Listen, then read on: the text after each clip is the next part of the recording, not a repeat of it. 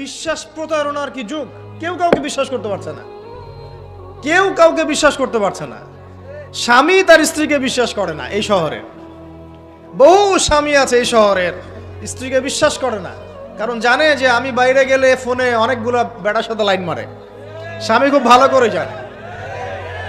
এ কারণে দেখা যায় স্বামীও বাইরে আবার কয়েকটা একাধিক ওই যে বলবো উপস্ত্রী উপপত্নী জোগাড় করে রেখে দিছে, আছে না? মেয়ে স্ত্রী বাসায় স্বামী যখন চলে যায়, স্ত্রী অন্যের সাথে পরকিয়া করে, আবার স্বামী বাইরে গিয়ে স্ত্রীকে বাদ দিয়ে অন্য মেয়ের সাথে পরকিয়া করে। এই জিনিসটাই শহরে বেশি না কম বলেন? লজ্জা করেন না, সত্যি কথা বলেন, এটা বেশি না কম? বেশি, দিন দিন বাড়ছে। আর যে মিডিয়াগুলো আমরা দেখি এগুলোই শিখায় আমাদেরকে, পরকীয়া শিখায় না? পরকীয়া শিখায়।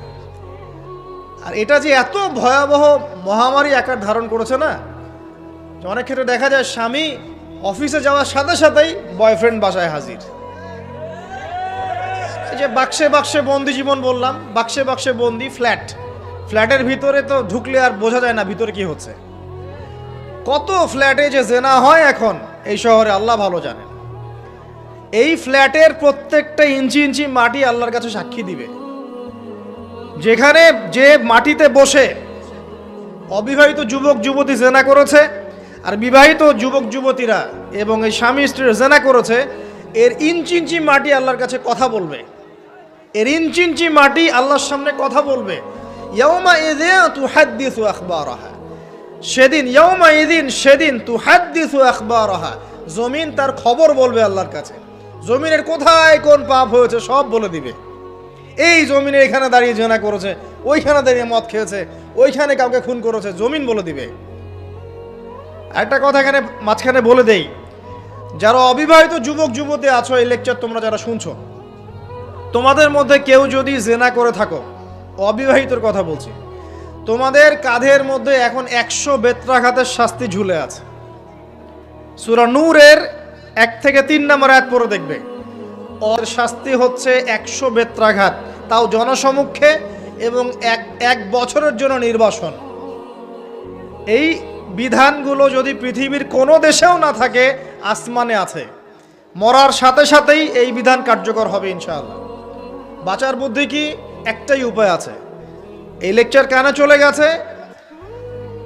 অনতি বিলম্বে অজু করবে, অজু করে খালেসভাবে রাতের শেষ রাতে জায়নামাজ বিছাবে, জায়নামাজ বিছিয়ে আল্লাহর সামনে দাঁড়িয়ে 2 রাকাত নামাজ পড়বে, পড়ে নিজের পাপের কথা স্মরণ করে চোখ দিয়ে দরদর করে পানি ফেলে দিবে, আল্লাহকে সেজদায় গিয়ে বলবে, আল্লাহ আমি জেনা করেছি, আমাকে মাফ করে দাও।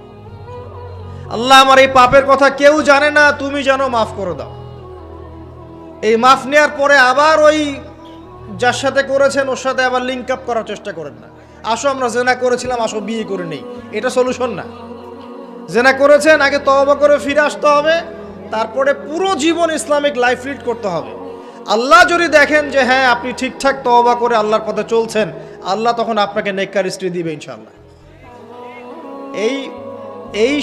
এই একমাত্র রাস্তা যুবকদের জন্য এবং যুবতীদের জন্যও। যুবকরা না হলে পার পেয়ে যেতে পারে, কারণ একটা কথা সমাজে প্রচলিত আছে না, যে ছেলে মানুষের ইজ্জত তো সহজে যায় না, গোপন হয়ে গেছে, কেউ জানে না, আল্লাহ মাফ করে দিয়েছেন, সে হয়তো পার পেয়ে গেল। কিন্তু এই যে মেয়ে, তুমি যে 8-10টা ছেলের সাথে জেনা করেছো, তোমার ইজ্জতের কি হবে? তোমার যে সতীত্ব তুমি নষ্ট করেছো, তুমি তো বিয়ের পর কোনো ঘরে গেলে সে হাজবেন্ডও বুঝতে পারবে তুমি আর সতীসাধী নও। আল্লাহর কাছে ক্ষমা চান, ইস্তেগফার করেন। জেনার ফলশ্রুতিতে সমাজে মহামারী নেমে আসে। জেনা, পরকীয়া, অশ্লীলতার কারণে সমাজে এমন সব রোগ ব্যাধির উদ্ভব হয় যেগুলো কখনো ছিল না। এই শহরটা জেনার শহর, আমাদের এই ঢাকা শহর জেনার শহর। আপনাকে এটা বোঝার জন্য আমার লেকচার না শুনে আপনি পেপার পত্রিকা ঘাটেন, অনলাইন সার্চ করেন, দেখবেন এই শহরে আনাচে কানাচে জেনা হয় এবং ওপেন জেনা হয়, মানুষ জেনাকে হালাল মনে করে। এই শহরের যুবক যুবতী যারা একে অপরের সাথে বয়ফ্রেন্ড গার্লফ্রেন্ড কালচারে লিপ্ত আছে, এটাকে তারা হালাল মনে করে, কেউ হারামও মনে করে না। কত বড় সাহস দেখায়। আর রাস্তা দিয়ে আমরা হেঁটে গেলেও বয়ফ্রেন্ড গার্লফ্রেন্ড এসে আমাদেরকে সালাম দেয়, হুজুর আমাদের জন্য একটু দোয়া করেন। তো প্রত্যেকটা পার্কে পার্কে যাবেন, এই যে আপনাদের রেস্টুরেন্টগুলোতে যাবেন, দর্শনীয় যে স্পটগুলো সেখানে যাবেন, দেধার সে জেনা হচ্ছে, জেনা আর জেনা। আমি এই যুগের কথাই বলছি। নবী সাল্লাল্লাহু আলাইহি সাল্লাম বলছেন, আমাদের নবী বলছেন, আমার উম্মতের একটা অংশ, সবাই না, আমার উম্মতের একটা অংশ অবশ্যই জেনাকে হালাল করে নেবে, অবশ্যই মদকে হালাল করে নেবে, মদ পান করবে কিন্তু মদের নাম অন্য দিবে, এবং তারা গান বাজনা বাদ্যযন্ত্র নর্তকীদেরকে হালাল মনে করে নিবে।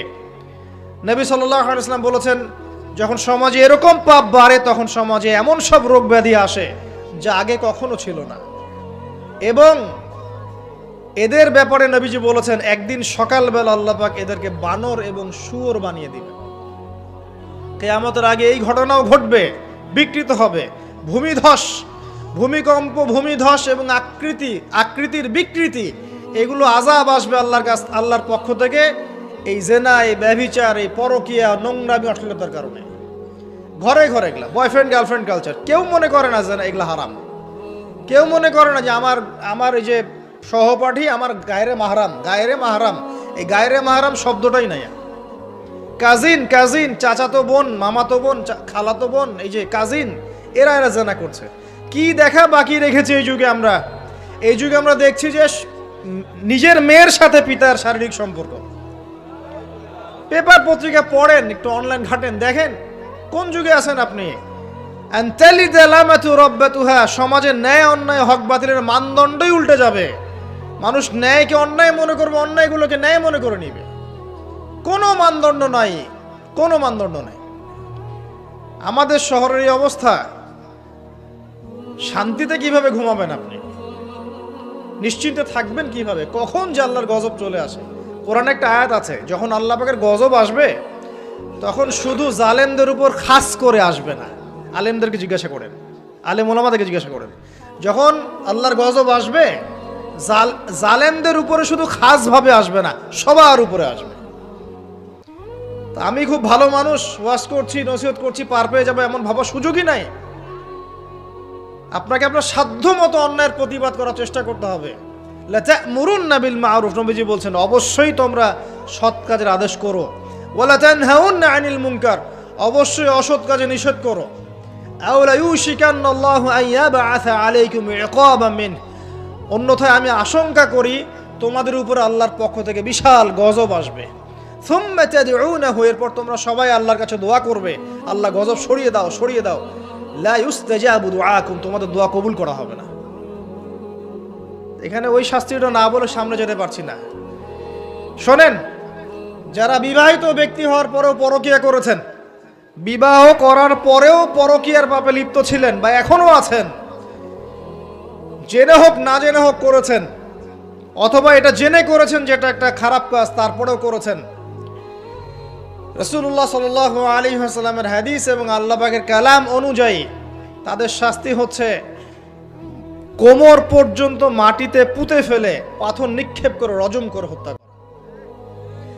ইসলামিক যদি কোনো রাষ্ট্র থাকতো, বা এটা যদি হতো, বা এটা যদি ইমামুল মাহদির যুগ হতো বা ওমর রাদিয়াল্লাহু আনহুর যুগ হতো, তাহলে এই শাস্তির বাইরে আপনি চলতে পারতেন না, যদি এটা প্রমাণ হতো।